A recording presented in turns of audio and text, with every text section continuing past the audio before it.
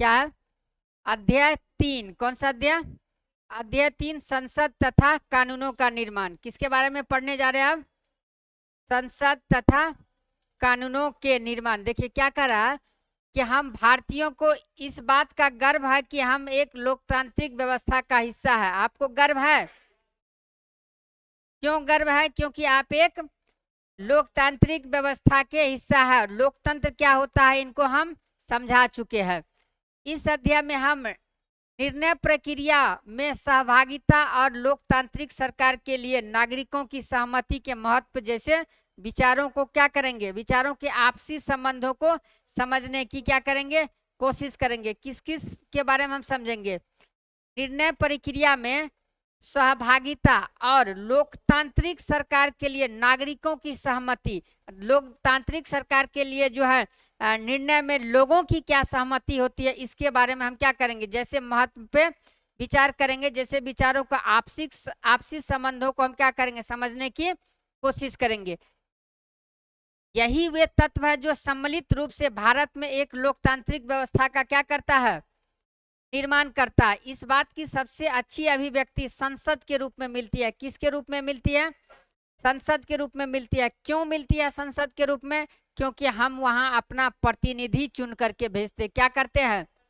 प्रतिनिधि चुन करके भेजते हैं, और वही प्रतिनिधि आपके लिए क्या करता है, काम करता है। भले ही आप किसी कानून निर्माण में प्रत्यक्ष रूप से क्या है, हिस्सेदारी नहीं ले रहे। अगर कोई कानून, मान के चलिए कि बताया जाए कि कोई कानून बनाना है और उस कानून में प्रत्यक्ष रूप से जनता की राय लिया जाए, तो इतना बड़ा देश जहां इतनी भारी विविधता है, संभव नहीं है।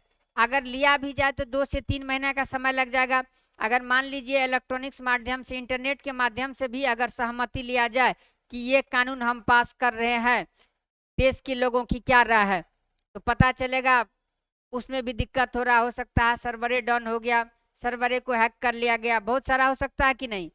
इसीलिए क्या होता है कि हम क्या करते हैं, अपना प्रतिनिधि चुन करके कहाँ भेजते हैं, संसद में भेजते हैं, और वही लोग क्या करते हैं, बैठ करके क्या करते हैं, निर्णय लेते हैं हमारे भविष्य के बारे में। जब कोई कानून बनाना हो तो एक्चुअली होता क्या, कम लोग हैं, पूरे देश के निर्णय में लेंगे। एक तो पूरे देश के लोगों को कानून के बारे में सही जानकारी नहीं है। क्या है? सही जानकारी नहीं है, क्योंकि हर व्यक्ति की अपनी समझ का एक स्तर होता है। उस स्तर से हो सकता है वो गलत भी सोचे और सही भी सोचे। तो सबको जब हम ले करके चलेंगे निर्णय में, प्रत्यक्ष रूप से अगर हम भागीदारी देंगे, जैसे कि अभी इलेक्शन हो रहा है, तो हम कोई निर्णय लेंगे तो निर्णय के लिए भी हमें क्या होगा, मतदान कराना पड़ेगा, जो कि एक क्या हो जाती है, जटिल प्रक्रिया हो जाती है। नहीं हो जाती है जटिल प्रक्रिया, लेकिन वहीं संसद में कुछ व्यक्ति बैठ करके क्या होता है, निर्णय ले लिया जाता है। तो संसद का वो काम क्या हो जाता है, आसान हो जाता है। जो महीनों का काम था उसको घंटों में क्या कर लिया जाता है, कर लिया जाता, निर्णय ले लिया जाता। क्या करा, ये वही तत्व है जो सम्मिलित रूप से भारत में एक लोकतांत्रिक व्यवस्था का क्या करते हैं, निर्माण करते हैं। इस बात की सबसे अच्छी अभिव्यक्ति संसद के रूप में मिलती है। किसके रूप में मिलती है? संसद के रूप में मिलती। इस अध्याय में हम यह देखेंगे कि किस तरह हमारी संसद देश के नागरिकों को निर्णय प्रक्रिया में हिस्सा लेने और सरकार पर अंकुश रखने में क्या देती है, मदद देती है। इसी आधार पर संसद भारतीय लोकतंत्र का सबसे क्या महत्वपूर्ण प्रतीक और क्या है, संविधान का केंद्रीय तत्व है। देखिए, लोगों को फैसला क्यों लेना चाहिए, लेते हैं आप लोग कभी फैसला? किस प्रकार का फैसला लेते हैं कि आज पिज्जा खाना है कि बर्गर खाना है, यही ना, आज मोमो खाना है कि चाउमीन खाना है, यही फैसला लेते हैं ना। कभी ये फैसला लेते हैं कि नहीं आज ये बुक लिए है तो इसको खत्म करेंगे तभी कहीं जाएंगे? नहीं ना लेते हैं, बिल्कुल नहीं लेते हैं। एक रोज पहले मैसेज कर दिया जाता है कि ये टॉपिक पढ़ के आना, पूछते हैं तो फिर भी नील बटे सन्नाटा ही नजर आता है। क्या करेंगे? तो आप लोग निर्णय लेने में सक्षम अभी तक नहीं हुए हैं। देखिए, लोगों को फैसला क्यों लेना चाहिए? अच्छा, निर्णय तो तब लीजिएगा आप लोग जिस विवाह की बात आएगी ना, वो निर्णय देखते हैं किसके हाथ में होता, वो सबसे महत्वपूर्ण निर्णय होगा। क्या विवाह की बात ये दोबारा पूछ रही है? लोगों को फैसला क्यों लेना चाहिए? देखिए, जैसा कि हम जानते हैं कि भारत 15 अगस्त 1947 को क्या हुआ था, आजाद हुआ था। इस आजादी के लिए पूरे देश की जनता ने एक लंबा और क्या क्या था, मुश्किल संघर्ष चलाया था, बहुत लंबा संघर्ष चलाया था।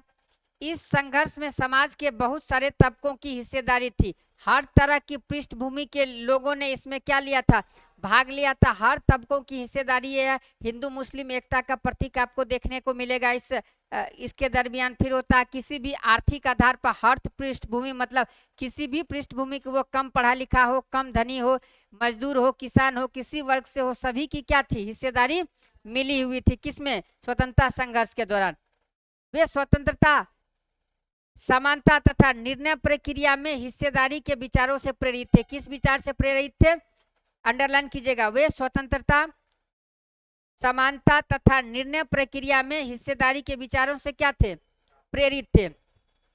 औपनिवेशिक शासन के तहत लोग ब्रिटिश सरकार से भयभीत रहते थे, नहीं रहते थे, क्योंकि कोई भी कानून लगा करके किसी को जेल के अंदर क्या किया जाता था, डाल दिया जाता था। सरकार की आप आलोचना नहीं कर सकते हैं, वो जो नीति चला रहा है उसी के अनुसार आप चल सकते हैं। आपका आर्थिक, सामाजिक, सांस्कृतिक हर एक रूप से क्या किया जा रहा था, शोषण किया जा रहा था।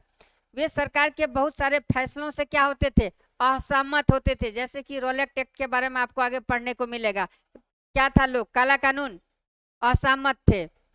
बहुत सारे ऐसे फैसले थे जो क्या होता था, उन भारतीयों से उसकी सहमति नहीं थी, असहमत थे। लेकिन अगर वे इन फैसलों की आलोचना करते तो उन्हें क्या होता, भारी खतरों का सामना करना पड़ता, अर्थात उनको जेल में बंद कर दिया जाता या दंड दिया जाता, किसी भी प्रकार का मृत्यु दंड तक की भी प्रावधान थी। स्वतंत्रता आंदोलन ने यह स्थिति क्या कर दी है, बदल डाली है। राष्ट्रवादी खुलेआम ब्रिटिश सरकार का क्या करने लगे, आलोचना करने लगे और अपनी मांग क्या करने लगे, पेश करने लगे। क्या कहता है, जब नजरें झुकाने वाले अगर नजर मिलाने लगे तो समझो चक्रव्यूह रचा जा चुका है ना। अब क्या हो गया, भारत के लोग जागरूक हो चुके हैं और अब ये क्या कर रहा है, आलोचना करने की स्थिति में पहुंच चुके हैं, अपनी मांगे पेश करने लगे। 1885 में, इसको अंडरलाइन कीजिएगा, कब की बात है, 1885 में ही भारतीय राष्ट्रीय कांग्रेस ने मांग की कि विधायिका में निर्वाचित सदस्य होने चाहिए। किस प्रकार का सदस्य होना चाहिए, निर्वाचित सदस्य होना चाहिए, जो भारतीय जनता द्वारा क्या होगा, चुन के जाएगा। उन्हें बजट पर चर्चा करने एवं प्रश्न पूछने का क्या होना चाहिए, अधिकार मिलना चाहिए। अर्थात आप जो बजट सेट करते हैं, अभी भी देखते होंगे बजट संसद में देखते होंगे, बहस होता है, वाद विवाद होता है ना, किसी भी योजना पे होता है कि नहीं होता। 6 या 7 क्लास का, हाँ नहीं 6ठी क्लास का ही एनसीईआरटी में आपको बताए थे कि वो उसके बारे में कि किस प्रकार से जो है ना क्या चल रहा था, विधानसभा का जो कार्यवाही चल रहा था उसके बारे में था कि नहीं। देखिए 1909 में बने गवर्नमेंट ऑफ, अंडरलाइन करते जाइएगा इसको, 1909 में बने गवर्नमेंट ऑफ इंडियन एक्ट ने कुछ हद तक निर्वाचित प्रतिनिधित्व की व्यवस्था को क्या कर दी थी, मंजूरी दे दी थी। हालांकि ब्रिटिश सरकार के अंतर्गत बनाई गई ये शुरुआती विधायिका राष्ट्रवादियों के बढ़ते जा रहे दबाव के कारण ही बनी थी, अर्थात ये स्वैच्छिक रूप से हमको ऐसा अधिकार नहीं दिया गया था। 1909 में बहुत सारे प्रावधान भी आए हुए थे, इसको हम अलग से कभी डिटेल्स करेंगे। क्या कर रहा था, ये जो भी ये प्रावधान दिया था तो ये अपने स्वैच्छिक रूप से नहीं दिए थे, क्यों, कैसे दिया गया था, दबाव में, राष्ट्रवादियों के दबाव में दिया गया था। लेकिन इनमें भी सभी वयस्कों को न तो वोट डालने का अधिकार दिया गया था और न ही आम लोग निर्णय प्रक्रिया में क्या लेते थे, हिस्सा लेते थे। सभी लोगों को क्या किया गया था, अर्थात वयस्क मताधिकार के बारे में जो बात किए थे उनका प्रावधान नहीं किया गया था। कुछ ही लोग को क्या दिया गया था, अधिकार दिया गया था, जैसे कि आपको बताए हुए थे। आधार क्या था, कर, शिक्षा और संपत्ति के आधार पर क्या दिया जाता है, मतदान का अधिकार दिया जाता है। जैसा कि आपने पहले अध्याय में पढ़ा था, औपनिवेशिक शासन के अनुभव और स्वतंत्रता संघर्ष में तरह तरह के लोगों की क्या थी, हिस्सेदारी के आधार पर राष्ट्रवादियों को विश्वास हो गया था कि स्वतंत्र भारत में सभी लोगों को अपने जीवन को प्रभावित करने वाले फैसलों में हिस्सा लेने की क्या है, क्षमता है। अर्थात क्षमता क्या करते रखते हैं कि अगर आप क्या कर रहे, औपनिवेशिक शासन का अनुभव औपनिवेशिक शासन के अंतर्गत जो उनके ऊपर अत्याचार किया गया था, उनसे वो अनुभव लिए कि स्वतंत्रता संघर्ष में तरह तरह लोगों की क्या करते हैं, हिस्सेदारी भी आती है के आधार पर राष्ट्रवादियों को, जो राष्ट्रवादी जो नेता थे जो उनका नेतृत्व कर रहे थे, उनको विश्वास था कि स्वतंत्र भारत में सभी लोग अपने जीवन को प्रभावित करने वाले फैसलों में हिस्सा लेने की क्या करते हैं, क्षमता रखते हैं। अर्थात आपको आपके अंदर जैसे कि आप ये सोचेंगे ना कि हाँ कौन सा डिसीजन मेरे लिए क्या हो सकता है, सही हो सकता है, और कौन सा डिसीजन मेरे लिए क्या हो सकता है, गलत हो सकता है। तो भारतीयों भी, ये भारत के लोग भी अब इस प्रकार की क्या करने लगे थे, क्षमता रखने लगे थे। स्वतंत्रता मिलने पर हम एक स्वतंत्र देश के नागरिक बनने वाले थे, एक ही स्वतंत्र देश के नागरिक बनने वाले थे ना, अलग अलग स्वतंत्र देश के तो नागरिक नहीं थे, नहीं न थे। लेकिन इसका यह मतलब नहीं था कि सरकार जो चाहे कर सकती है, इसका मतलब ये भी नहीं था कि सरकार जो चाहे वो कर सकती है, सरकार मनमाने रूप से कोई काम नहीं कर सकती। इसका मतलब यह था कि अब सरकार को लोगों की जरूरत और मांगों के प्रति क्या होगा, संवेदनशील रहना पड़ेगा। अर्थात सरकार को ये देखना पड़ेगा कि जनता को किस चीज की जरूरत है। स्वतंत्रता संघर्ष के सपनों और आकांक्षाओं ने स्वतंत्र भारत के संविधान में के रूप में क्या किया, किसके रूप में ग्रहण किया है, स्वतंत्र भारत के संविधान में ठोस रूप ग्रहण किया है। इस संविधान ने सार्वभौमिक वयस्क मताधिकार के सिद्धांत को अपनाया। सार्वभौमिक वयस्क मताधिकार अर्थात 18 वर्ष या उससे ऊपर के व्यक्ति जिनका नाम किस में हो, वोटर लिस्ट में हो, है ना, वोटर लिस्ट बनता है ना, उनमें होगा, वो क्या करेगा, मतदान कर सकता है। अर्थात अपने मनपसंद प्रतिनिधि को वो क्या कर सकता है, एक वोट दे सकता है। एक ही वोट देगा, ज्यादा वोट नहीं देगा। ज्यादा देगा तो फिर उसके लिए भी वहां पर क्या प्रशासन की व्यवस्था रहती है। सार्वभौमिक वयस्क मताधिकार का द्वारा के देश के सभी वयस्क नागरिकों को वोट देने का क्या है, अधिकार है। जैसे कि कांताबाई के बारे में बताए हुए थे, समानता की अधिकार है, वोट देने का अधिकार बताए हुए थे ना, कि सभी लोग क्या थे, जिनके नौकर और मालिक सभी एक लाइन में लग करके क्या कर रहे थे, वोट दे रहे थे। कितना वोट देने का अधिकार है, एक वोट। आप लोग मतदान करते हैं, कीजिए, मतदान करना चाहिए। लोग और उनके प्रतिनिधि, लोग और उनके प्रतिनिधि मतलब हम क्या हुए, लोग हुए, और हमारे प्रतिनिधि कौन होंगे, इसके बारे में जानते। क्या करा, सहमति का विचार लोकतंत्र का क्या है, प्रस्थान बिंदु होता है। सहमति का मतलब होता है चाह, स्वीकृति और लोगों की हिस्सेदारी। मतलब सहमति का मतलब क्या हो गया, हम स्वीकृति दे दिए। जैसे कि अभी आपको हम बताए कि हाँ इतना टाइम से क्या होगा, क्लास रखेंगे, तो आप बोले जी हाँ ठीक है सर, मतलब आपकी क्या मिल गई, सहमति मिल गई, स्वीकृति मिल गई। मतलब आप उस क्लास में क्या होंगे, उपस्थित नहीं रहेंगे। अच्छा रहेंगे, मैक्सिमम लोग तो एब्सेंट ही रहते हैं, टाइम कुछ और रहता है, आते हैं किसी और समय से। लोगों का निर्णय ही लोकतांत्रिक सरकार का क्या करता है, गठन करता है। लोकतांत्रिक सरकार का गठन कौन करता है, लोगों का निर्णय गठन करता है, और उसके कामकाज के बारे में क्या करता है, फैसला देता है। इस तरह के लोकतंत्र के पीछे मूल सोच यह होती है कि व्यक्ति या नागरिक ही सबसे क्या है, महत्वपूर्ण है। क्योंकि लोकतंत्र के बारे में बताए थे, लोकतंत्र किस प्रकार का शासन है, लोगों के द्वारा शासन है।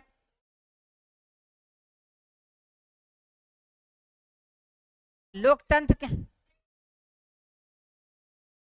चलिए ठीक है, देखिए, व्यक्ति या नागरिक की सबसे महत्वपूर्ण और सैद्धांतिक स्तर पर सरकार एवं अन्य सार्वजनिक संस्थानों में नागरिकों की क्या होनी चाहिए, आस्था होना चाहिए। देखिए, व्यक्ति सरकार को अपनी मंजूरी कैसे देता है, जो व्यक्ति है, आप जो जैसे कहिएगा कि नहीं हम सरकार को यहाँ से, जो भारत सरकार के मंत्री है, कोई योजना ला रहा था, आप उसको अपनी स्वीकृति क्या कैसे कीजिएगा, आप मोबाइल निकाले, आप फोन किया, हाँ भाई इस काम को जो है ना कर दीजिएगा, ऐसे स्वीकृति देते हैं। तब कैसे स्वीकृति देते हैं, क्या चीज, कैसे स्वीकृति देते हैं, फोन करके, चिट्ठी भेज करके, तो खुद जा करके, यही तो बात है। आप लोग पढ़ने पर ध्यान देते तो देखिए, जैसा कि आपने पढ़ा, मंजूरी देने का एक तरीका क्या है, चुनाव है। क्या है, चुनाव है। मंजूरी देने का एक तरीका क्या है, चुनाव देना है। व्यक्ति सरकार को अपनी मंजूरी कैसे देता है, आखिर हम चुनाव के द्वारा उसको क्या करते हैं, मतदान करते हैं ना, और जो पार्टी बहुमत में आती है वो क्या करती है, सरकार बनाती है और हमारे लिए निर्णय लेती है। तो सरकार को मंजूरी देने का सबसे बढ़िया तरीका क्या है, चुनाव एक तरीका। अंडरलाइन कीजिए, लोग संसद के लिए अपने प्रतिनिधियों का चुनाव करते हैं। किसके किसके लिए प्रतिनिधि का चुनाव करते हैं, संसद के लिए। आप अपना आप जो चुनाव करते हैं किसका करते हैं, प्रधानमंत्री या मुख्यमंत्री का? नहीं, आप किसका चुनाव करते हैं, जी नहीं, प्रतिनिधि का चुनाव करते हैं। आप क्या करते हैं, प्रतिनिधि का चुनाव करते हैं, और प्रतिनिधि जाकर के वहां पर क्या करता है, प्रधानमंत्री या मुख्यमंत्री वहां उसके बीच से बनता है। लोग संसद के लिए, हाँ, इन्हीं निर्वाचित प्रतिनिधियों में से एक समूह क्या करता है, सरकार बनाता है। जनता द्वारा चुने गए सभी प्रतिनिधियों के इस समूह को ही क्या कहते हैं, संसद कहा जाता है। यह संसद सरकार को नियंत्रित करती है और उसका क्या करती है, मार्गदर्शन करती है। इस लिहाजे से अपने निर्वाचित प्रतिनिधियों के माध्यम से ही लोग क्या करते हैं, सरकार बनाते हैं, और उस पर क्या होता है, नियंत्रण होता है। अर्थात अगर आपके लिए इस बार अगर कोई काम नहीं कर रहा है, ये सरकार अच्छी काम नहीं किया, तो अगला चुनाव में आओ वोट मांगने के लिए, फिर बताते हैं। अब जनता क्या हो चुकी है, जागरूक हो चुकी है। देश में अभी भी चुनाव चल रहा है, देखिए किसकी सरकार बनती है। क्योंकि मतदान क्या होता है, गुप्त मतदान होता है। आप किसको वोट देंगे, बस प्रेम से जाइए, क्या कीजिए, बटन दबाइए और वापस आ जाइए। लेकिन ध्यान में रखिएगा, एक ही वोट देना आपको। देखिए इस फोटो में युवक कर्मचारी एक दुर्गम इलाके में स्थित मतदान केंद्र तक मतदान सामग्री और इलेक्ट्रॉनिक वोटिंग मशीन पहुंचाने के लिए क्या कर रहे हैं, हाथी दिख रहा है आप लोगों को, कि बेचारा लटक गया है कि गिर रहा है, अच्छा चढ़ रहा है। देखिए प्रतिनिधि का यह विचार कक्षा 7 और 8 में आप लोग पढ़ चुके थे। आप इस बात से पहले ही परिचित है कि सरकार के विभिन्न स्तरों पर प्रतिनिधियों का चुनाव किस प्रकार से किया जाता। सरकार का कितने स्तर बताए थे हम, 3 स्तर बताए थे। तीनों स्तर पर किस प्रकार का चुनाव होता है, कैसे चुनते हैं, इस बात को हम बता चुके हैं। कोई समस्या याद है, हाँ वेरी गुड, बहुत अच्छा याद है। आइए निम्नलिखित अभ्यास के माध्यम से इन विचारों को एक बार फिर क्या कर लेते हैं, दोहरा लेते हैं। इसको दोहराने की आवश्यकता नहीं है, आगे पढ़ेंगे। ये क्या हो गया, अपना संसद हो गया। देखिए भारतीय संसद देश की सर्वोच्च कानून निर्मात्री संस्थान है, अंडरलाइन कीजिएगा। इसके 2 सदन है, कितने कितने, 2 सदन, राज्यसभा और लोकसभा। राज्यसभा में कुल, आपके भी यही दिया हुआ है, इसके अनुसार यही है। देश के उपराष्ट्रपति राज्यसभा के क्या होते हैं, सभापति है। लोकसभा में कुल 245 सदस्य होते हैं, इसकी अध्यक्षता लोकसभा का अध्यक्ष करते हैं। हालांकि ये डाटा 545, 2 एंग्लो इंडियन भी था, ठीक। तो फिर कितना बचा, 10 कैसे बचा,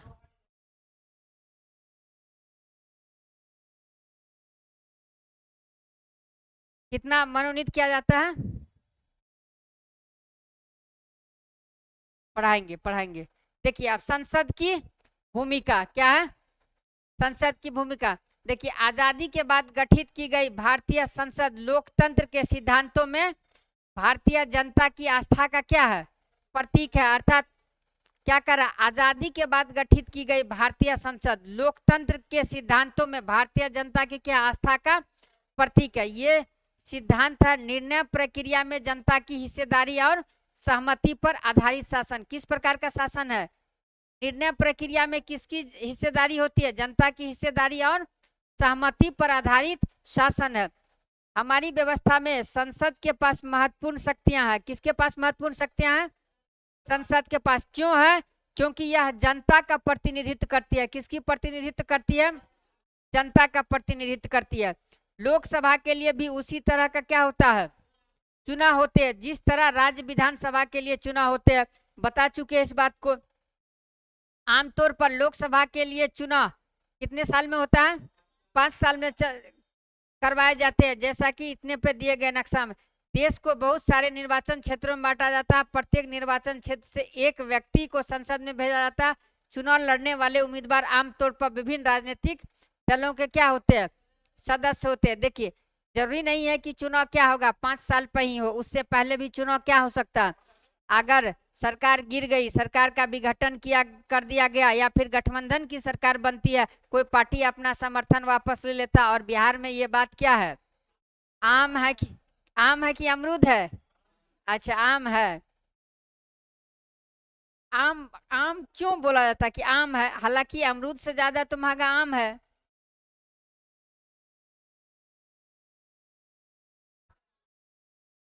अरे आप इतना लोगों का विचार लेने लेंगे तो किताब लिखा जाएगा। चलिए, नहीं नहीं, आम पे किताब नहीं लिखना है, किताब लिख रहे हैं किसी और विषय पे, आम पे नहीं लिख रहे हैं। देखिए क्या होता है कि 5 साल से पहले भी अगर सरकार का क्या होगा, सरकार अल्पमत में आ गई तो सरकार क्या हो जाता है, गिर जाता है। तो एक तरीका से ठीक है, हम मान के चलते हैं कि अगर बहुमत की सरकार है तो वो कितना दिन चलेगा, 5 साल चलेगा। कितना दिन चलेगा, 5 साल चलेगा। और या फिर अगर गठबंधन की सरकार है, हो सकता है कोई पार्टी अपना गठबंधन वापस ले ले, तो बीच में भी क्या होता है, सरकार गिर जाती है। तो हम ये नहीं कहेंगे कि 5 साल चलेगा। तो एक तरीका से कह सकते हैं सरकार का कार्यकाल वैसे तो व्यवहारिक तौर में 5 साल है, लेकिन वो क्या होगा, अनिश्चित है। क्या है, अनिश्चित है। किसी भी समय वो क्या हो सकता है, बदल सकता नहीं, सरकार गिर सकती है, समर्थन वापस लेने पे ऐसा हो सकता है। हाँ, गठबंधन में भी देखिएगा, अगर गठबंधन उसके साथ सही चल रहा है तो 5 साल तो चलेगा ही चलेगा। 5 साल पे ही उसका चुनाव होगा। अगर गठबंधन की सरकार भी बनती है, अगर समर्थन वापस नहीं लिया जा रहा है तो 5 साल चलेगा ही चलेगा, उसमें कोई दिक्कत नहीं है। लेकिन अगर बीच में क्या कर लिया, समर्थन वापस लिया, सरकार गिर गया ना, हो सकता है उस स्थिति में फिर से भी चुनाव भी क्या हो सकता है, करवाना पड़ सकता है। कई बार तो राष्ट्रपति शासन भी लागू हो जाता है। इसलिए निश्चित नहीं कह सकते हैं आप। और अच्छी बात है कि बार बार चुनाव न करवाना पड़े, है ना। अब देखिए, ये देखिए क्या होता है, 17वीं लोकसभा चुनाव के परिणाम 2019 में जो चीज दिया गया है, इन सब चीज के बारे में यहाँ पर क्या किया गया है, सिर्फ दिया गया है।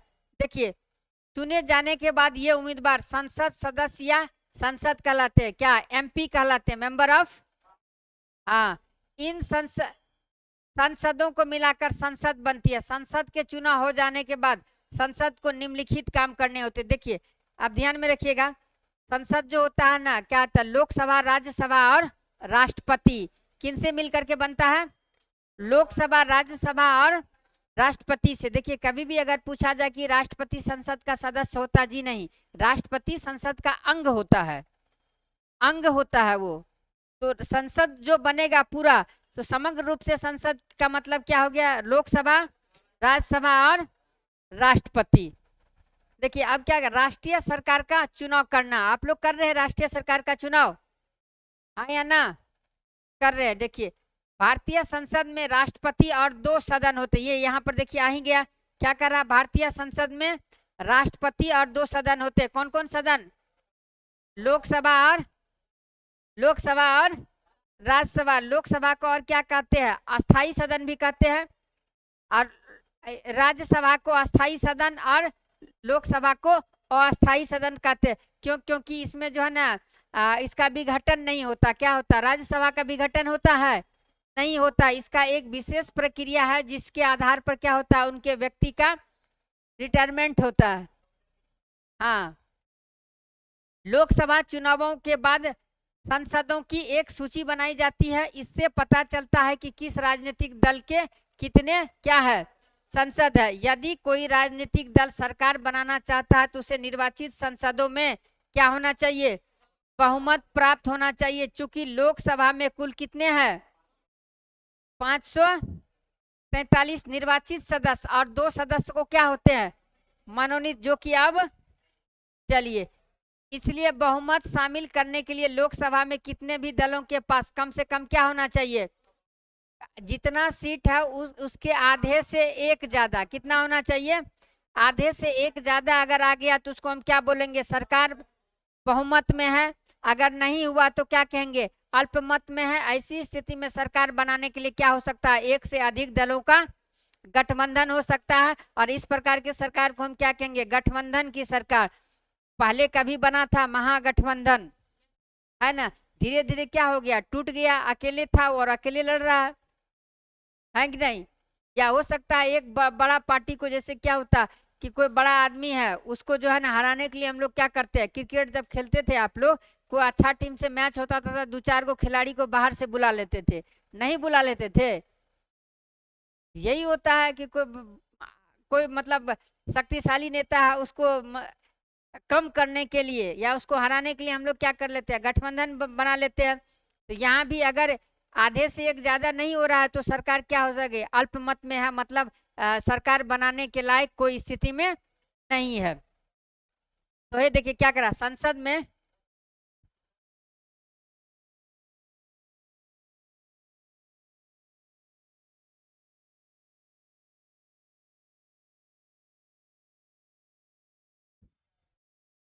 नहीं नहीं होगा, इलेक्शन दोबारा नहीं होगा, उन्हीं में से फिर चुना जाएगा। हाँ, क्यों नहीं होगा, क्यों नहीं होगा, क्योंकि पार्टी नहीं ना टूटा उसका, उसको जितना बहुमत नहीं ना खत्म हुआ है। अगर जैसे कि आपको बताते हैं कि आकस्मिक रिक्ति, ये जब आप आगे पढ़ेंगे ना तो वहाँ पर आकस्मिक रिक्ति के बारे में बताएंगे, तो वहाँ पर उपचुनाव होता है, उपचुनाव होता है बहुत सारे जगहों पर देखिएगा, किसी कारण से उस सीट हाँ, क्या होगा, ठीक है दीजिए। आप उसी को क्यों मारना चाह रहे हैं। हाँ हाँ हाँ हाँ हाँ, सरकार नहीं गिरेगी, जब तक उसके पास समर्थन है सरकार नहीं गिरेगी। जब तक पार्टी अल्पमत में नहीं आएगा तब तक सरकार नहीं गिरेगी। हाँ, फिर भी नहीं गिरेगा, गठबंधन उससे छीन नहीं जा रहा है। गठ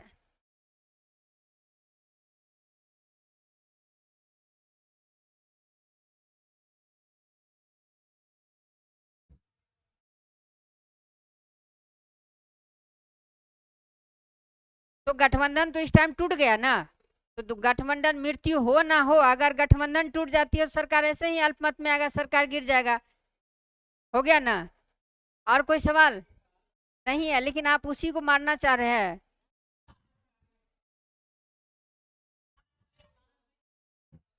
अच्छा, समझ में आ गया ना, और कोई डाउट। वैसे पिछले वाला प्रश्न भी आपका बहुत भारी था। ठीक है, देखिए संसद में बहुमत प्राप्त करने वाले दल या गठबंधन का अंग क्या होते हैं, नहीं होते हैं वाले राजनीतिक दल क्या कहलाते हैं, विपक्षी। देखिए संसद में बहुमत प्राप्त करने वाले दल या गठबंधन का अंग नहीं होने वाले सभी राजनीतिक दल क्या कहलाते हैं, विपक्षित कहलाता है। अर्थात जो दल बहुमत में नहीं आया, चाहे गठबंधन में ही क्यों ना वो राजनीति कर रहा, वो कहाँ बैठेगा, विपक्ष में। कहाँ बैठेगा, विपक्ष में बैठेगा। और एक बात बताए, लोकतंत्र की सफलता के लिए विपक्ष बहुत जरूरी है। अगर लोकतंत्र नहीं रहेगा तो सरकार का आलोचना कौन, ये सॉरी, विपक्ष नहीं रहेगा तो सरकार का आलोचना कौन करेगा, सरकार की खामियों को कौन निकालेगा। इसीलिए एक सही और सशक्त विपक्ष का भी क्या है ना, बहुत जरूरी है। इसीलिए जो है ना जनता को इस प्रकार से चुनाव करना चाहिए कि सरकार जो है ना निरंकुश ना हो जाए। अगर सरकार ज्यादा शक्तिशाली रूप से बनता है तो कोई भी डिसीजन ले सकता है। हाँ, वो भी क्या है, वो भी नुकसानदेह हो सकता है, ये हो सकता है। इसीलिए विपक्ष को सदैव क्या कीजिए, बनाए रखिए। देखिए कार्यपालिका का चुनाव करना लोकसभा का एक क्या है, महत्वपूर्ण काम है। अंडरलाइन कीजिए इसको। जैसा कि आपने पहले अध्याय में पढ़ा था, कार्यपालिका ऐसे लोगों का समूह है जो संसद द्वारा बनाए गए कानून को क्या करता है, लागू कर देता है। इससे पहले हम आपको बता चुके हैं कार्यपालिका, विधायिका, कार्यपालिका और न्यायपालिका, 3 अंग के बारे में बता चुके हैं। बनाए गए कानूनों को लागू करने के लिए मिलकर क्या करते, काम करते। जब हम सरकार शब्द का इस्तेमाल करते हैं तो हमारे जहन में अक्सर कौन सा शब्द आता है, यही कार्यपालिका के बारे में आता। भारत का प्रधानमंत्री, लोकसभा में क्या होता है, सत्ताधारी दल का क्या होता है, मुखिया होता है। प्रधानमंत्री अपने दल के सांसदों में से मंत्रियों का क्या करता है, चुनाव करता है, जो प्रधानमंत्री के साथ मिलकर क्या करते हैं, फैसले को लागू करते हैं। क्योंकि प्रधानमंत्री अकेले सारे विभाग का दायित्व नहीं ले सकता है, इसीलिए क्या करता है, विभिन्न विभाग के क्या करते हैं, मंत्री बना देते हैं। ये मंत्री, स्वास्थ्य मंत्री, शिक्षा मंत्री, वित्त मंत्री इत्यादि क्या करते हैं, सरकारी कार्यों का क्या करते हैं, जिम्मा संभालते हैं अपने अपने विभाग के। हाल के सालों में काफी बार किसी एक राजनीतिक दल को बहुमत नहीं मिल पाया है, जो कि सरकार बनने के लिए एकदम जरूरी है। ऐसी सूरत में कई राजनीतिक दल मिलकर क्या कर लेते हैं, गठबंधन का सरकार बना लेते हैं और साझा मुद्दों पर क्या करते हैं, काम करते हैं। हालांकि इन सब चीजों पे मैं आगे भी क्या किया हूँ, डिस्कस किया हूँ, एक बार ये देखिए, इनको पढ़ लीजिएगा। राज्यसभा मुख्य रूप से देश के राज्यों के प्रतिनिधि के रूप में काम करती है, इसको अंडरलाइन कीजिए। राज्यसभा मुख्य रूप से किस रूप में काम करती है, राज्यों के प्रतिनिधि के रूप में काम करती। किसके प्रतिनिधि के रूप में, राज्यों के प्रतिनिधि के रूप में। राज्यसभा का कोई कानून बनाने का, राज्यसभा भी कोई कानून बनाने का क्या कर सकता, प्रस्ताव पेश कर सकता है। किसी विधेयक को कानून के रूप में लागू करने के लिए यह जरूरी है कि उसे राज्यसभा की क्या होना चाहिए, मंजूरी मिल जाना चाहिए। इस प्रकार राज्यसभा की भी क्या है, बहुत महत्वपूर्ण भूमिका होती है। संसद का यह सदन लोकसभा द्वारा पारित किए गए कानूनों की क्या करती है, समीक्षा करती है, अगर जरूरत हुई तो उसमें संशोधन करता है। राज्यसभा के सदस्य का चुनाव विभिन्न राज्यों की विधानसभाओं के निर्वाचित सदस्य करते हैं, अंडरलाइन कीजिएगा इसको। राज्यसभा के सदस्यों का चुनाव कौन करते हैं, विभिन्न राज्यों की विधानसभाओं के निर्वाचित सदस्य करते हैं। राज्यसभा में कितने सीट दिए गए हैं, और 12 सदस्य क्या करते हैं, राष्ट्रपति मनोनीत करते हैं। इसका भी क्या है, आधार है, इसका भी क्या है, आधार है। कितने आधार है,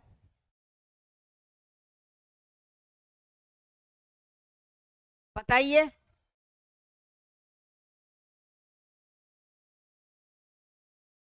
देखिए पहले भी इसको सुन लेते हैं, पहले देखिए होता क्या है, ये हो गया लोकसभा और ये हो गया राज्यसभा। क्या होता है, कोई विधेयक अगर इस सदन में पेश किया गया तो अब देखिएगा, विधेयक को मंजूरी देने के लिए क्या होता है, बहुमत होता है, बहुमत की जरूरत होती है।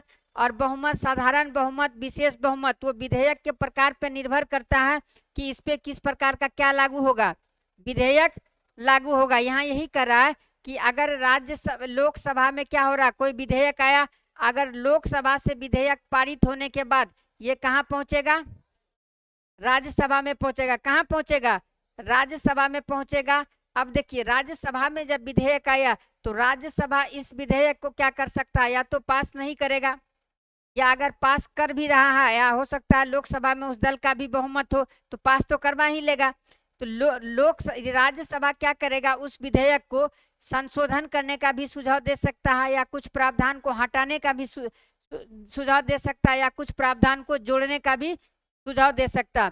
तो कुछ विधेयक पे इनका क्या होता है, तिथि निर्धारित होता है, कुछ विधेयक पे तिथि निर्धारित नहीं होता। फिर राज्यसभा क्या करता है, इस विधेयक को पुनः जिस सदन से आया था उसी सदन में क्या कर देता है, वापस कर देता है, और उस सदन से फिर दोनों सदनों से पारित होने के बाद विधेयक कहाँ पहुंच जाता है, राष्ट्रपति के पास।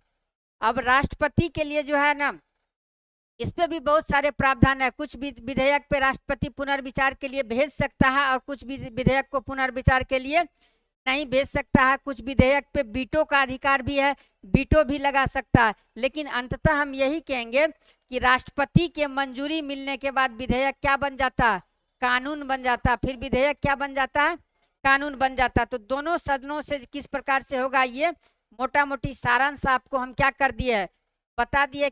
इतना में ही नहीं है, इसका और भी बहुत सारा डिटेल्स है, लेकिन अभी हम क्या पढ़ रहे हैं, 8 क्लास की एनसीईआरटी, इसीलिए यहाँ पर इतना क्या है, सफिशियंट है। अब देखिए, सरकार को नियंत्रित करना, मार्गदर्शन देना और क्या देना, जानकारी देना। जब संसद का सत्र चल रहा हो तो उसमें सबसे पहले कौन सा काल होता है, प्रश्नकाल। अंडरलाइन कीजिएगा, कौन सा काल होता है, प्रश्नकाल होता है। प्रश्नकाल एक महत्वपूर्ण व्यवस्था है। इसके माध्यम से संसद सरकार के कामकाज के बारे में क्या करते हैं, जानकारियां इकट्ठा करते हैं। अर्थात इस काल में आप क्या कर सकते हैं, मंत्रियों से प्रश्न पूछ सकते हैं। जैसे कि प्रश्न काल में भी कुछ प्रश्न होता है, तारांकित होता है, अतारांकित होता है। कौन से पेपर को, लाल पेपर पे होगा, हरा नीला, कौन से कलर पे कौन सा प्रश्न पूछा जाएगा, और क्या किसका जवाब लिखित दिया जाएगा और किसका जवाब मौखिक दिया जाएगा। ये सब हम जब संसद वाली टॉपिक पढ़ेंगे तब वहां पर आपको हम सारा एक्सप्लेन करके बताएंगे। इसके माध्यम से क्या करते हैं, जानकारी हासिल करते हैं। इसके जरिए संसद क्या करते हैं, कार्यपालिका को क्या करती है, नियंत्रित करती है। किसको नियंत्रित करती है, कार्यपालिका को नियंत्रित करती है। क्योंकि सरकार को यहाँ क्या हो जा रहा है, जवाब देना। सवालों के माध्यम से सरकार को उनकी खामियों के प्रति क्या किया जा रहा है, आगाह किया जा रहा है। जैसे कि हम बराबर इस बात को बोलते हैं कि जो कौन सा योजना चला है, नल वाला, नल जल योजना। नल जल योजना में जो हमारे भी दरवाजे पे पानी आता है वो तो ठीक है, लेकिन उसमें जो है ना ऑरेंज फ्लेवर का ग्लूकोज डी मिला के पानी आता है। इसका भी क्या होना चाहिए, जांच होना चाहिए। आपके भी दरवाजे पे आता है। अरे और जब पानी में जब ऑरेंज कलर का आप जो है ना ऑरेंज फ्लेवर का ग्लूकोज मिलाइएगा तो कैसा कलर में हो जाता है, लाल कलर में होता है ना। बस वही मिला हुआ पानी मेरे पास आ रहा है, इसका कोई जांच ही नहीं कर रहा है। तो हम भी एक तरीका से आलोचना ही कर रहे हैं। तो क्या कर रहा है, खामियों के प्रति, जैसे कि कोई विधेयक को वो कोई कानून लाया तो विपक्ष वाला क्या करता है, उस पर प्रश्न पूछता है और उसके खामियों को क्या करता है, उजागर करता है।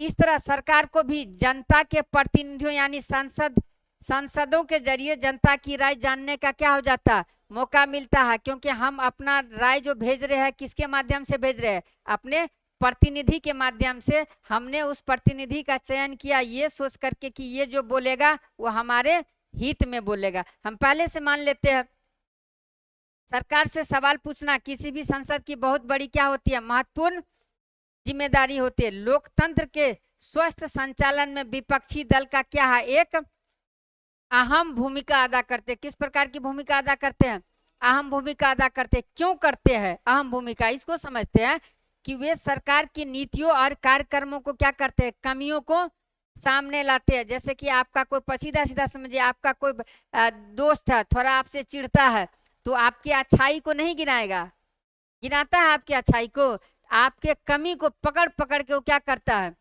सामने लाता है और अपनी नीतियों के लिए क्या करता है, जन समर्थन जुटाता है। ये कौन काम कर रहा है, विपक्ष कर रहा है। देखिए ये अतारांकित प्रश्न संख्या इसके बारे में दिया, संसद में पूछे गए प्रश्न का उदाहरण। आगे सब बातों पे हम चर्चा करेंगे। देखिए संसदों के प्रश्नों से सरकार को भी महत्वपूर्ण क्या मिल जाता है, फीडबैक मिल जाता है कि हमारे देश में क्या चल रहा है, क्या हमको क्या करना चाहिए, सुधार करना चाहिए या फिर इस पे और भी कोई योजना बनाना चाहिए।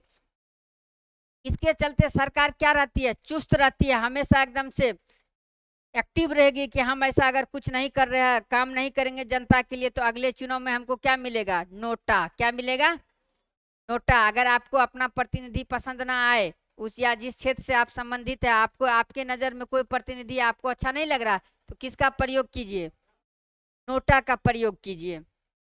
इनके अलावा वित्त से संबंधित सभी मामलों में संसद की मंजूरी सरकार के लिए क्या हो जाती है, बहुत महत्वपूर्ण हो जाती है। क्योंकि वित्त जो पास होगा, बजट जो पास होता है वो कहाँ से पास होता है, संसद से ही ना पास होता है। यह उन कई तरीकों में से एक है जिनके माध्यम से संसद सरकार को क्या करती है, नियंत्रित करती है और उसका क्या करती है, मार्गदर्शित करती है। सिर्फ नियंत्रित ही नहीं करती है, मार्गदर्शन भी करती है और उसको सूचित करती है। जनप्रतिनिधियों के रूप में संसद को नियंत्रित, निर्देशित और सूचित करने में संसद की क्या होती है, एक अहम भूमिका होती है। किसके रूप में, जनप्रतिनिधियों के रूप में। और यह भारतीय लोकतंत्र का क्या है, एक महत्वपूर्ण आयाम है। अंडरलाइन कर लिए इसको। अब देखिए बता रहा है कि नए कानून किस तरह से बनते हैं। कानून बनाने में संसद की क्या होती है, एक महत्वपूर्ण भूमिका होती है। यह प्रक्रिया कई तरीके से क्या होता है, आगे बढ़ते हैं। आमतौर पर सबसे पहले समाज के विभिन्न समूह ही किसी खास समूह के लिए क्या करते हैं, आवाज उठाते हैं। आमतौर पर सबसे पहले समाज के विभिन्न समूह ही किसी खास समूह के लिए क्या करते हैं, आवाज उठाते हैं। अंडरलाइन कर लीजिएगा, यह संसद की जिम्मेदारी है कि वह लोगों के सामने आ रही समस्याओं के प्रति क्या हो, संवेदनशील हो। जैसे कि कोई कानून लाना है और संसद का इस पे ध्यान नहीं गया है तो लोग क्या करते हैं, उसके लिए आवाज उठाते हैं कि नहीं, नहीं उठाते हैं। देखते जैसे कि घरेलू समय, आइए देखिए घरेलू हिंसा का सवाल किस तरह संसद के सामने आया और घरेलू हिंसा की रोकथाम पर कानून बनाने की क्या थी, प्रक्रिया क्या थी। इस किताब में मनमाना शब्द का इस्तेमाल पीछे भी हो चुका है, अध्याय 1 में शब्द संकलन आप इसका मतलब पढ़ चुके हैं। अब एक कारण बताइए कि आप 1870 के राजद्रोह कानून को मनमाना क्यों मानते हैं। 1870 का राजद्रोह कानून किस प्रकार कानून के शासन का उल्लंघन करता, आगे हम पढ़ते हैं। देखिए घरेलू हिंसा के बारे में पढ़ते हैं। क्या कर रहा है, जब परिवार का कोई पुरुष सदस्य के बारे में बोला गया है, इसका मतलब हिंसा कौन कर रहा है, पुरुष कर रहा है, महिला कर रहा है, नहीं कर रहा। लेकिन कानून बनने के बाद इस कानून का दुरुपयोग होने लगा था, इस बात से कोई दो राय नहीं, कानून का दुरुपयोग होने लगा था। फिर बाद में जो है ना सरकार को भी समझ में आ गई है, तो अब देख सुन करके इस पे क्या क्या था, जजमेंट लिया जाता। देखिए क्या करा, जब परिवार का कोई पुरुष, आमतौर पर क्या होता है, पति ही होता है, क्योंकि भाई तो अत्याचार करेगा नहीं अपने बहन पे, कर सकता है, नहीं कर सकता। भाई पति ही क्या है, बदनाम है यहाँ पर कोई पति बैठा हुआ, नहीं बैठा हुआ, चलिए सब सिंगल ही है। चल देखिए, घर की किसी औरत आमतौर पर कौन हो जाती है, औरत मतलब यहाँ पर पत्नी, औरत मतलब पति नहीं, पत्नी, पत्नी के साथ क्या होता है, मारपीट करता है, क्या करता है, मारपीट करता है, उसे चोट पहुंचाता है या मारपीट अथवा चोट की क्या करता है, धमकी देता है, तो समानता इसे घरेलू हिंसा कहा जाता है। इसको लिखिए, ये अंडरलाइन कर लीजिएगा कि घरेलू हिंसा क्या होता है कि चोट पहुंचाना, मारपीट करना। अभी देखिए कम हो गया, लेकिन पहले के समाज में आप देखे होंगे कि सही माने में पति के द्वारा अपने पत्नी को जो है ना बेरहमी के तरीके से पीटा जाता था। जैसे कि हम गांव के रहने वाले हैं, हम गांव में देखते हैं, अब तो कम हुई है, वास्तविक रूप से अब कम हुई है। क्यों कम हुई है, क्योंकि अब महिलाएं भी शिक्षित हुई है, जागरूक हुई है। थोड़ा सा इधर उधर किया तो हम चलते हैं थाना, कहाँ चलते हैं, थाना, उसमें भी कहाँ महिला थाना जाएंगे डायरेक्ट, हम पुरुष थाना नहीं जाएंगे। किस थाना जाएंगे, महिला थाना जाएंगे। तो अब पुरुष भी क्या होने लगा, उनको भी डर होने लगा। अब मारने से भी क्या था, वो कतराता, और कोई काम क्या होता, प्रेम से होना भी चाहिए। भाई मारपीट करके कौन सा तुम बहादुरी जंग जीत लेते हो।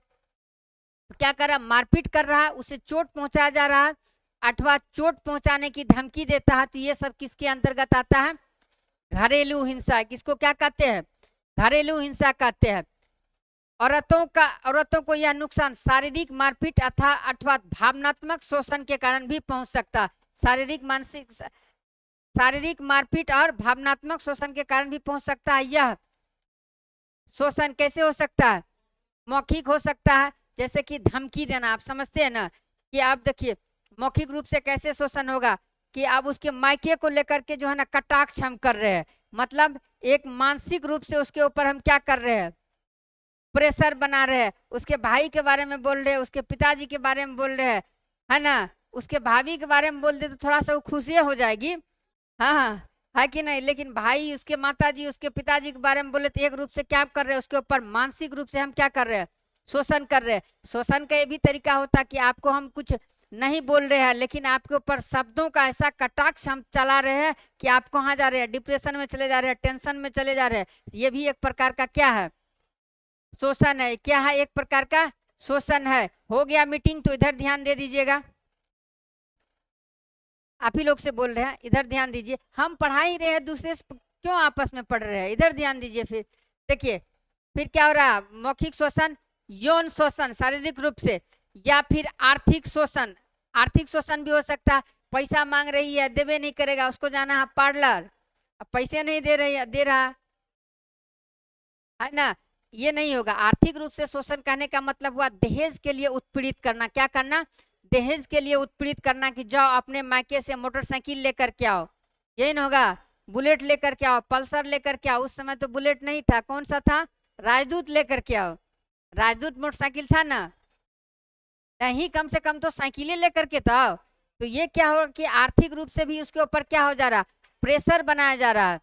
भी हो सकता है घरेलू हिंसा कानून 2005, अंडरलाइन कीजिएगा, कब की बात है ये, घरेलू हिंसा कानून 2005 में महिलाओं की सुरक्षा की परिभाषा ने घरेलू शब्द की समझ को और क्या कर दिया है, अधिक व्यापक बना दिया। अब ऐसी महिलाएं भी घरेलू दायरे का हिस्सा मानी जाएगी जो हिंसा करने वाले पुरुष के साथ एक ही मकान में क्या करती है, रहती है या फिर रह चुकी है, अर्थात छोड़ने वाली नहीं, आप रह चुके हैं फिर भी ये घरेलू हिंसा का क्या लगा सकता है, आरोप लगा सकती है। यहाँ क्या करा, रहती है या रह चुकी है।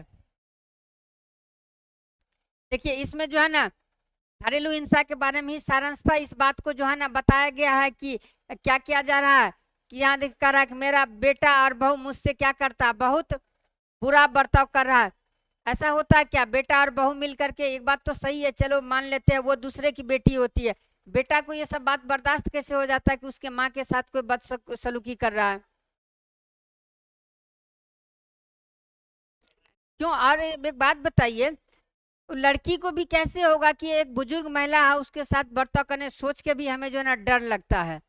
पहले की दशक में लड़कियां ये सोचती है थी कि सास कैसी मिलेगी, आज के डेट में जो है ना सास सोचती है कि बहू कैसे मिलेगी। ये क्या हो चुका है, उल्टा हो चुका है। समय बदलता है, सबका जो है ना समय आता है, क्या हो रहा है, कर्मा रिटर्न हो रहा है, समझ रहे हैं ना। नहीं तो आप सही है, वैसे भी लड़कियों को भी इतना समझदारी तो आ गया है कि वो सोच समझ के अब काम करते, पहले के दशक में होता था, अब लेकिन इन सब मामलों में भी क्या हो रहा, सुधार हो रहा, नहीं हो रहा सुधार। अरे एक बात मानना चाहिए, जो औरत आपके पति को पाल पोस करके उतना बड़ा कर दी है कि आपका वो परवरिश कर रही है, कम से कम इतना तो अधिकार बनता है कि उसको एक सम्मानजनक जिंदगी दीजिए। और वैसे भी 50-55 के बाद लोगों का जो है ना बस जीवन ही शेष रह जाता है कि किसी तरीका से चल रहा है, 2 वक्त की रोटी प्रेम के साथ खिला दीजिए उतना में वो खुश रहती है। नहीं तो इसका मतलब थोड़े है कि महाभारत का लड़ाई हुआ था तो उसका आप प्रकोप अभी तक कीजिएगा, नहीं ना। अब वो क्या की थी उस समय तो आप प्रेजेंट नहीं ना थे, मतलब आप पहले से प्लान बना चुकी है।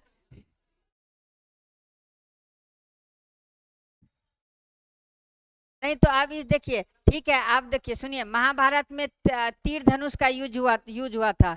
अभी के डेट में क्या चीज होता है, AK-47 होता है कि नहीं, गोला बम तोप का यूज होता है, तो समय बदल चुका है।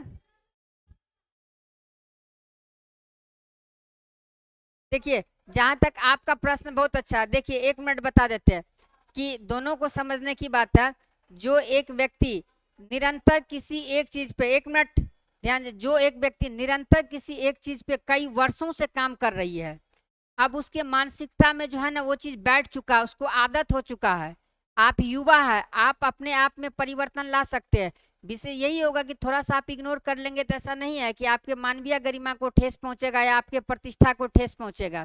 थोड़ा सा थोड़ा सा 1 मिनट मेरा बात सुन लीजिए, थोड़ा सा आप एडजस्ट कर सकती है, वो ठीक है, उनका कुछ दिन ही शेष बचा हुआ, ठीक है माता जी आप जी लो, ऐसे भी तो सोचा जा सकता है।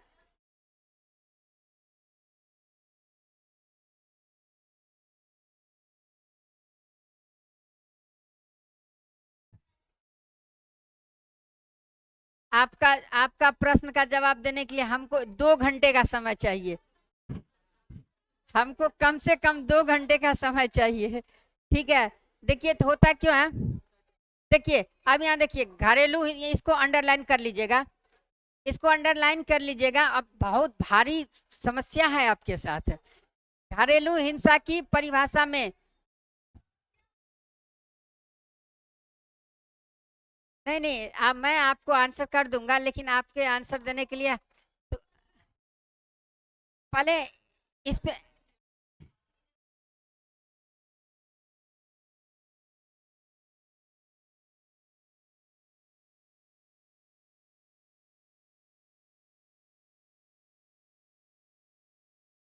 घरेलू हिंसा की परिभाषा में शारीरिक, आर्थिक, यौन और मौखिक व भावनात्मक दुर्व्यवहार को भी क्या किया जाता है,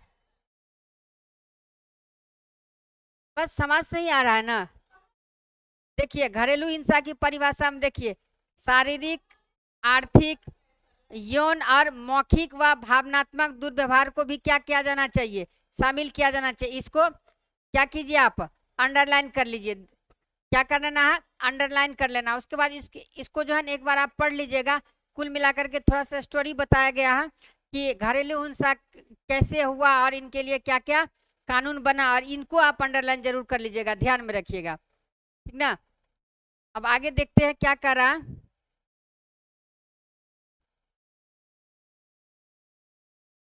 क्या कर रहा है देखिए, इस उदाहरण से साफ हो जाता है कि नागरिकों की भूमिका कानून बनाने में क्या होता है, कितना अहम होता है। जैसे घरेलू हिंसा के लिए कानून बनाने के लिए कुछ वकीलों का समूह के द्वारा क्या किया गया था, संघर्ष किया गया था। उसके बाद ये कानून पारित हुआ। तो इस बात से ये साफ हो जाता है कि कानून बनाने में क्या होता है, नागरिकों की भी क्या होता है, भूमिका अहम होती है। वे जनता की चिंताओं को कानून के दायरे में लाने के लिए क्या करते हैं, संसद की मदद कर सकते हैं। इस प्रक्रिया के हर चरण में नागरिकों की आवाज बहुत क्या रखती है, मायने रखती है। यह आवाज टेलीविजन रिपोर्टर क्या होता है, रिपोर्टों, अखबारों के संपादकीय, रेडियो के प्रसारण और आम सभाओं के जरिए सुनी और क्या की जाती है, व्यक्त की जाती है। इन सारे संचार माध्यम के जरिए संसद का काम क्या हो जाता है, ठोस और पारदर्शी तरीके से जनता के सामने आता। जैसे कि अभी देखते होंगे कि संसद की कार्यवाही जो होता है ना, लाइव टेलीकास्ट किया जाता है कि नहीं, ताकि आप देख सकते हैं। आप वहां नहीं पहुंच रहे तो आप देख सकते हैं कि संसद में क्या चल रहा है। अब देखिए, अलोकप्रिय और विवादास्पद कानून, मतलब अलोकप्रिय कि जो लोगों को प्रिय ना हो, और विवादास्पद मतलब कानून क्या होगा, विवाद के घेरे में आएगा ही। देखिए आइए अब एक और स्थिति पर विचार करें। कई बार संसद एक ऐसा कानून पारित कर देता है जो क्या होता है, बेहद अलोकप्रिय है। आगे हम इसको देखेंगे। ऐसा कानून संवैधानिक रूप से वैध होने के कारण कानून क्या हो सकता है, सही भी हो सकता है, जरूरी नहीं है। ये क्या हो रहा है, संवैधानिक रूप से वैध होने के कारण कानून क्या हो सकता है, सही हो सकता है। जैसे कि हम संविधान के अनुसार कानून बनाए, लेकिन वो कानून क्या हो गया, लोगों के लिए सही नहीं है। क्या है, लोगों के लिए सही नहीं है। और क्या है, तो ये विवादास्पद कानून हो गया। इस स्थिति में क्या होता, देखिए फिर भी वह लोगों को क्या हो रहा, रास नहीं आ रहा। एक तो वो कानून के अनुसार बना है, तो सॉरी, संविधान के अनुसार कानून बना है। किसके अनुसार कानून बना है, तो हम उसको ये नहीं कह सकते हैं कि गैर कानूनी है, कह सकते हैं, नहीं कह सकते, क्योंकि उसका आधार क्या है, संविधान है। लेकिन लोगों के लिए वो क्या है, सही नहीं है। लोगों के लिए वो क्या है, सही नहीं है। लोगों को रास नहीं आता, क्योंकि उन्हें लगता है कि उसके पीछे नियत क्या है, सही नहीं थी। इसलिए लोग उसकी क्या कर सकते हैं, आलोचनाएं कर सकते हैं उनके खिलाफ। जैसे कि कृषि कानून, कृषि बिल आया था, उसके खिलाफ आलोचना हुआ था, आंदोलन भी हुआ था, धरना प्रदर्शन भी हुआ था। उसके बाद बताते हैं आपको क्या बोलते हैं, सीए आया था।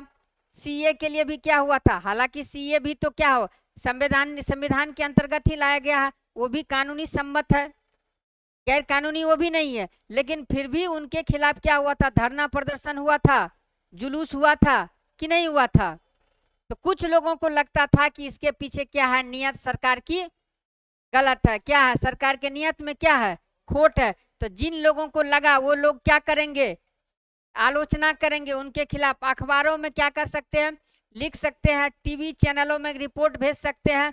हमारे जैसे लोकतंत्र में आम नागरिक संसद द्वारा बनाए जाने वाली दमनकारी कानूनों के बारे में क्या कर सकते हैं, अपनी असहमति क्या कर सकते हैं, व्यक्त कर सकते हैं कि भैया इस कानून को क्या करो, तुम वापस ले लो, क्या करो, वापस ले लो। जब बहुत सारे लोग यह मानने लगते हैं कि गलत कानून पारित हो गया है, तो संसद के ऊपर भी उसका क्या हो जाता है, कानून पर दोबारा विचार करने का दबाव बनता है कि नहीं, इतना एक लोग गलत हो सकता है, दो लोग गलत हो सकता है, सब लोग गलत हो कह रहा है, तो थोड़ा इसमें हम क्या कर लेते हैं, विचार कर लेते हैं। देखिए उदाहरण के लिए, नगर पालिका की सीमाओं के भीतर जगह के इस्तेमाल से संबंधित, जैसे नगर नगर पालिका, विभिन्न नगर पालिका कानूनों में पटरी पर दुकान लगाने और फेरी लगाने को गैर कानूनी घोषित किया गया है। जैसे कि आप देखते हैं कि सड़क पर क्या है, आप अपने ही आसपास निकलते होंगे, शाम के वक्त में देखते होंगे कि सड़क पर ठेला लगा दिया जाता है। क्या चीज का ठेला रहता है? फल का ठेला रहता है, सब्जी का ठेला रहता है, जूस वाले का ठेला रहता है कि नहीं है? लेकिन उसके वजह से क्या होता है? यातायात बाधित होती है, नहीं होती है? यातायात का प्रबंधन सुचारू रूप से नहीं हो जाता है, क्या हो जाता है? ट्रैफिक जाम हो जाता है। यही देखिए आप अपने संस्थान के आगे में शाम के वक्त में कितनी ज्यादा भीड़ लगी रहती है, नहीं लगी रहती है? तो ठेला और फेरी वालों के लिए ये कानून बनाया गया है कि आप वहाँ क्या कर सकते हैं? ठेला नहीं लगा सकते हैं। और देखिए इनमें कोई संदेह नहीं कि सार्वजनिक स्थानों को साफ सुथरा और खुला रखने के लिए क्या है, कानून कुछ जरूरी है। जैसे कि आप किसी स्थान पर देखे होंगे लिखा हुआ रहता है यहाँ कचरा फेंकना क्या है, प्रतिबंधित है, मना है ना? अब तो सबसे अच्छा एग्जाम उदाहरण निकल गया कि जिस जगह पे कचरा रहता है ना, पहले कचरा साफ करके वहाँ एक छोटा सा मंदिर बना दिया जा रहा है कि नहीं? अब वहाँ पे लोग पूजा कर रहा है, कचरा नहीं फेंक रहा। मैं यही देखा हूँ, पटना में देखा हूँ, बहुत जगह पे पहले कचरा का ढेर था, अभी वहाँ मंदिर है, छोटा छोटा मंदिर बना दिया और लोग खुशी खुशी पूजा कर रहा है। सही है ये भी, किसी भी तरीके से क्या हो रहा है, क्योंकि यहाँ पर एक देखिए भावनात्मक तरीके से खेला गया, उसको क्या किया गया, आस्था से जोड़ दिया गया। अब उस जगह एकदम साफ सफाई, लोग थोड़े ही कचरा फेंकता, अब नगर पालिका वहाँ झाड़ू नहीं लगा रहा, आसपास के लोग ही जा करके झाड़ू पोछा कर दे रहे हैं, है ना? लेकिन हम इस बात को क्या करते हैं, नजरअंदाज नहीं कर सकते हैं कि पटरी वाले एवं फेरी वाले किसी बड़े शहर में रहने वाले लाखों लोगों को जरूरी चीजें और सेवाएं क्या करते हैं, बहुत सस्ती कीमत पर उपलब्ध करवाते हैं। जैसे कि कपास वाला कहानी आपको याद था, याद है ना? कहाँ था, नहीं है याद कि नहीं? अब देखिए ये लोग जो लगाते हैं फेरी वाला, तो ये क्या करते हैं, ये जरूरत की चीजों को मुहैया करवाते हैं, प्लस ये भी करते हैं इन लोगों के पास इतना ज्यादा संसाधन नहीं है कि ये क्या करे, किसी शॉपिंग कॉम्प्लेक्स में जाकर के अपना दुकान खोल सकता। ये लोग क्या है, डेली बेसिस पे कुछ चीज लाते हैं, सब्जी खरीद करके लाए और बेच करके क्या कर लिए, अपने परिवार का पालन पोषण कर रहे। तो ये भी सही है कि वहां लगाना भी गलत है, लेकिन एक तरीके से ये भी देखना पड़ेगा कि अगर आप उसको वहां से हटा देते हैं तो उनका भी क्या है, जीविका के साधन का आपको क्या करना पड़ेगा, कुछ ना कुछ प्रबंध करना पड़ेगा। क्योंकि उसी ठेले पे से जो है ना सब्जी रख करके बेचने से उसका परिवार का क्या चल रहा है, भरण पोषण चल रहा है। तो देखिए इससे उनकी क्या होती है, रोजी रोटी चलती है। लिहाजा अगर किसी एक समूह की हिमायत करता है तो दूसरे समूह की अपेक्षा करता है। तो अब यहाँ पे देखिए एक तरीका से क्या कर रहा है, एक समूह ऐसा चाह रहा है कि नहीं भले ये जो है ना साफ सुथरा रहना चाहिए, यहाँ पर क्या होना चाहिए, जाम नहीं लगना चाहिए। एक समूह तो ये बोल रहा है, लेकिन वही होता है कि जाम नहीं लगने से वहां से अगर फेरी वाले को हटा देते हैं तो उसकी आजीविका पे प्रश्न चिन्ह लग जाता है। तो उनके बारे में भी क्या होगा, सोचना पड़ेगा कि नहीं? नहीं सोचना पड़ेगा। हाँ, तो देखिए उपेक्षा करता है तो उस पर क्या होगा, विवाद खड़ा होगा और कैसा स्थिति पैदा हो जाएगा, टकराव की स्थिति पैदा होगा। एक लोग कहेगा कि हाँ हटना चाहिए, दूसरा लोग कहेगा कि नहीं भाई रहने दो। जो लोग सोचते हैं कि संबंधित कानून सही नहीं है वे इस मुद्दे पर क्या करेंगे, फैसले के लिए अदालत के शरण में जा सकते हैं। मतलब जो लोग को लगेगा कि नहीं ये फैसला गलत है तो वो कहाँ पहुंचेगा, अदालत में पहुंचेगा। और वह कानून क्या है, संविधान के विरुद्ध है, अदालत में शरण में जा सकते हैं। यदि अदालत को ऐसा लगता है कि वह कानून क्या है, संविधान के विरुद्ध है, तो वो क्या कर सकती है, उसमें संशोधन कर सकती है और ये क्या कर सकती है, इसको रद्द भी कर सकती है। तो ये कौन करेगा, न्यायपालिका का काम है। किसका काम है, न्यायालय का। अर्थात न्यायपालिका क्या करता है, कानून का व्याख्या करता है। क्या करता है, कानून का व्याख्या करता है। अगर कानून संविधान के सम्मत नहीं है तो या तो न्यायालय उसको रद्द करेगा या फिर उसमें क्या कर सकता है, संशोधन की भी सलाह दे सकता है। इतना तक समझ में आ गया? देखिए यहाँ पर ये रोजा पार्कर के बारे में, रोजा पार्कर के बारे में बता ही चुके हैं, आप लोग को याद होगा ही, नहीं बताए हैं?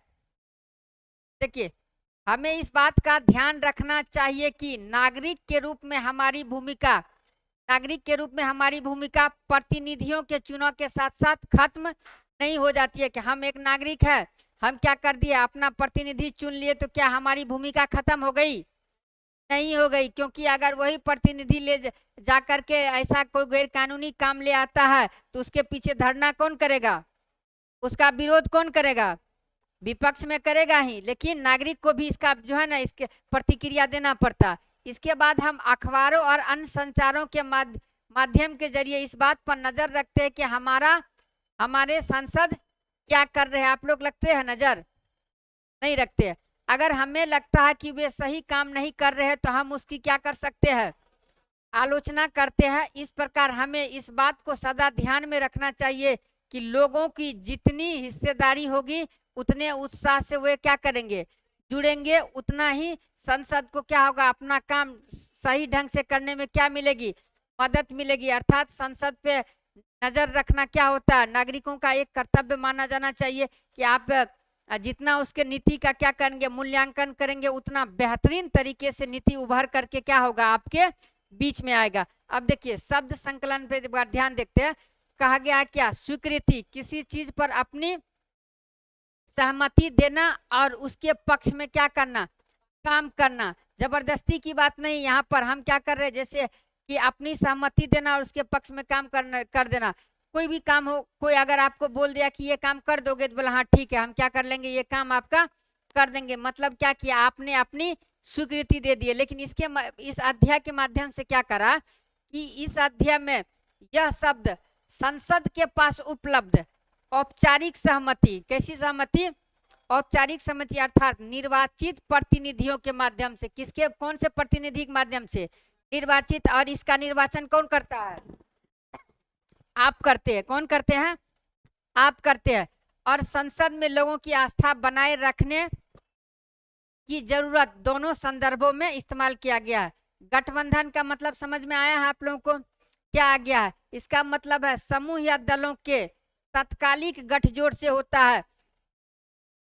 मतलब तत्कालिक गठजोड़ से मतलब ये हुआ कि तुम्हारे पास 10 गो सीट कम है और हमारे पास 10 गो सीट है, दोनों मिल करके क्या कर लेते हैं, गठबंधन करके सरकार को क्या कर, सरकार बना लेते हैं। इस अध्याय में गठबंधन शब्द का इस्तेमाल चुनावों के बाद किसी भी दल को क्या होता है, जब बहुमत नहीं मिलने की स्थिति में बनने वाले गठजोड़ के लिए किया जाता है। अनसुलझे, इसका आशय ऐसी परिस्थितियों से है जहां समस्याओं का कोई आसान समाधान उपलब्ध नहीं है। मतलब अनसुलझा हुआ है, क्या होगा नहीं होगा, किसी भी आसान तरीके से हम किसी मतलब समाधान पर नहीं पहुंच पा रहे हैं। आलोचना, किसी व्यक्ति या चीज में कमियां निकालना, उसे अस्वीकार कर देना, है कि नहीं। आप लोगों का कोई कमी निकालता है ना, वही तो हुआ आलोचना। इस अध्याय में आलोचना शब्द का इस्तेमाल सरकार के कामकाज पर किसके लिए किया गया है, सरकार के कामकाज पर नागरिकों की ओर से होने वाली आलोचनाओं का किया गया। आप कौन है, नागरिक है, नागरिक है कि नहीं। और आप क्या करते हैं, सरकार के कामकाजों का आलोचना करते हैं कि नहीं, नहीं करते हैं। वही हो गया कि आलोचना किया गया। उसके बाद कह रहा विकास क्रम, सरल से जटिल रूप तक, मतलब आसान से संघर्ष तक, सरल से जटिल रूप तक विकास की प्रक्रिया को क्या कहा जाता है, विकास क्रम कहा जाता है। आमतौर पर इस शब्द का इस्तेमाल पौधों या पशुओं की किसी प्रजाति के विकास का वर्णन करने के लिए किया जाता है। इस अध्याय में विकास क्रम का मतलब इस बात से है कि महिलाओं को घरेलू हिंसा से सुरक्षा प्रदान करने का विचार किस तरह एक अखिल भारतीय कानून के रूप में हुआ। अर्थात एक घर से निकल करके आवाज कहां तक पहुंच गया है, राष्ट्रीय स्तर तक, और अंत तक क्या होता है, एक कानून का निर्माण होता है।